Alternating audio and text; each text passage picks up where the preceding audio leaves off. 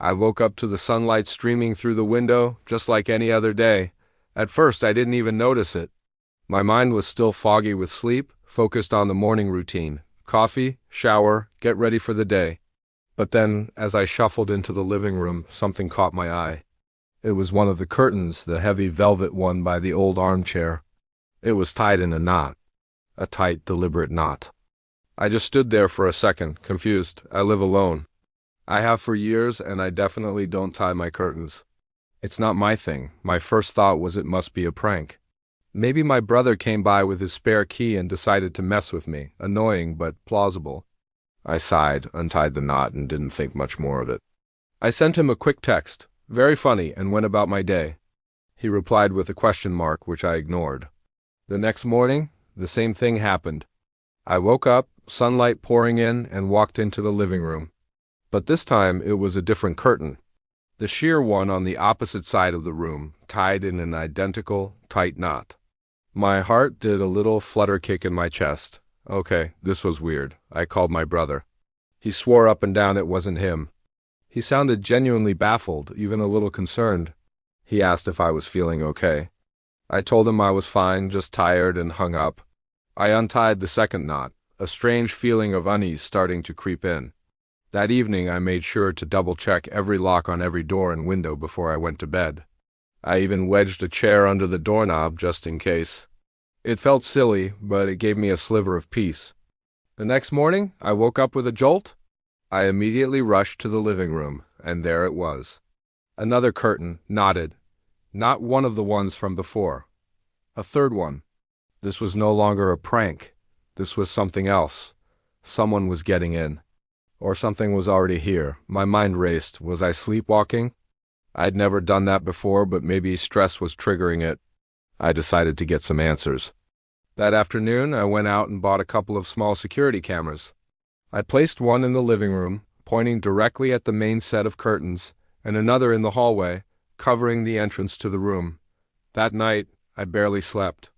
I kept listening for any sound, any creak in the floorboards, but the house was silent.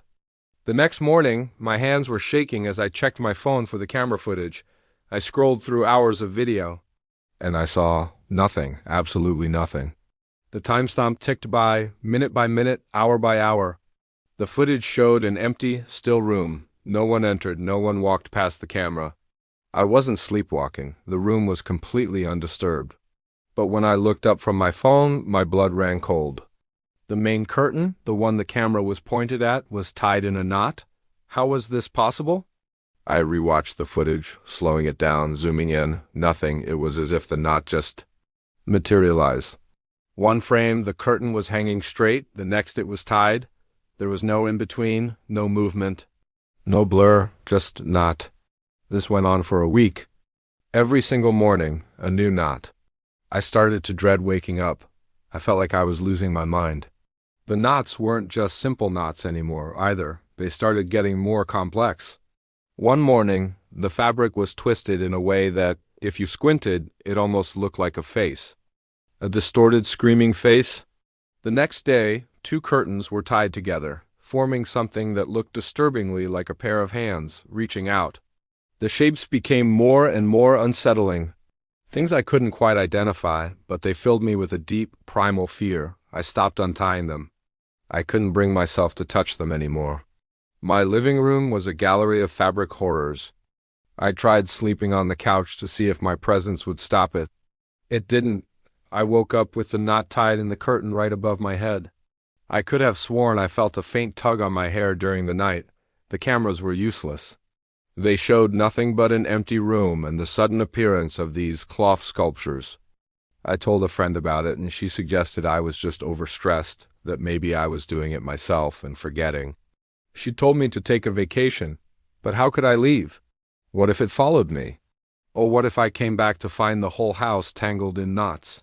Last night I reached my breaking point. I couldn't stand the sight of those curtains anymore, hanging there like silent threats. Before I went to bed, I took them all down. Every single one. I threw them in a pile in the garage. My windows were bare, but I didn't care.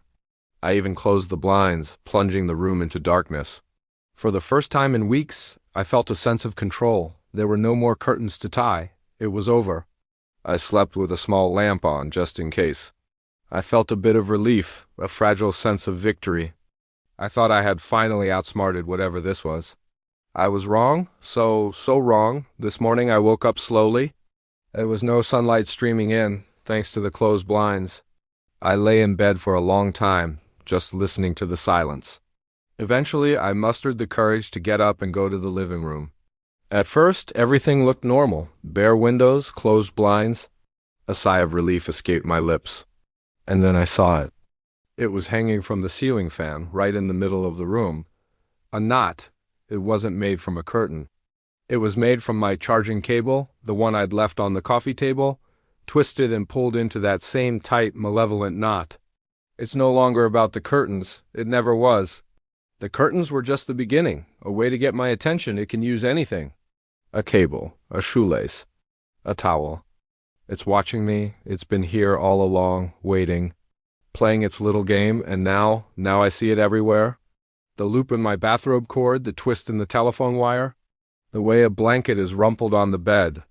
They all look like knots waiting to be tightened. I can't sleep without checking every corner, every object, every piece of fabric in this house.